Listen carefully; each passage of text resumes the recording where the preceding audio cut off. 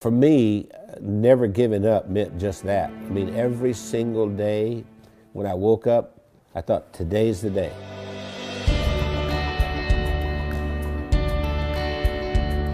I was the second son in a sharecropper's family, and a sharecropper means that you don't own anything. I mean, you work for someone else who's the landowner. We had practically nothing. Everything was hand-me-downs from someone else. I didn't have shoes, and to this day my toes are all grown under because I didn't have shoes. I remember I had this encounter with my mother, and I said, you know, tell me you love me, and she didn't do it. And so I went down and I sat on this creek bank, and I thought, you know what? I don't care if anybody loves me, I love me. I made a list of goals that I wanted to accomplish, and they were laughable because I didn't even have 2 nickels to rub together, but my first goal was I was going to be a millionaire by the time I was 35.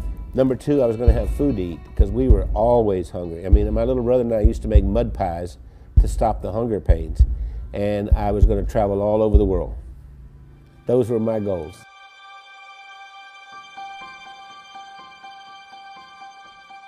I've learned everything from working with Randy.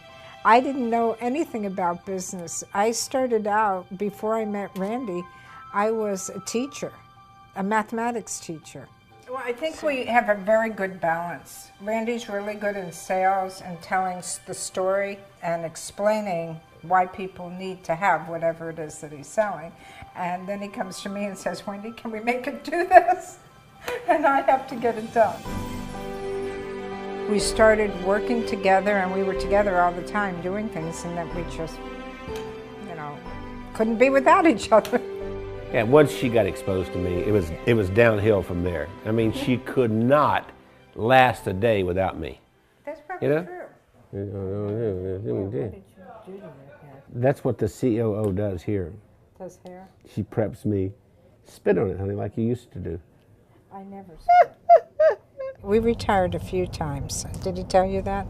We've tried retirement 3 times, but we never figured out exactly how to do it because we've worked all of our lives. We took a year and we traveled around the world. Then when the decision of the day became, where are we having breakfast? I thought, we're in trouble.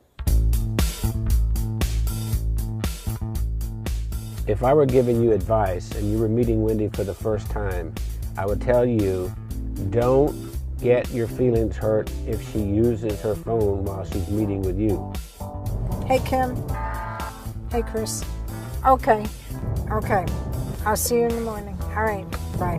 Bye-bye. I kind of feel like a triage nurse at a hospital. And every week I go in and I reprioritize. No, I'm not approving that.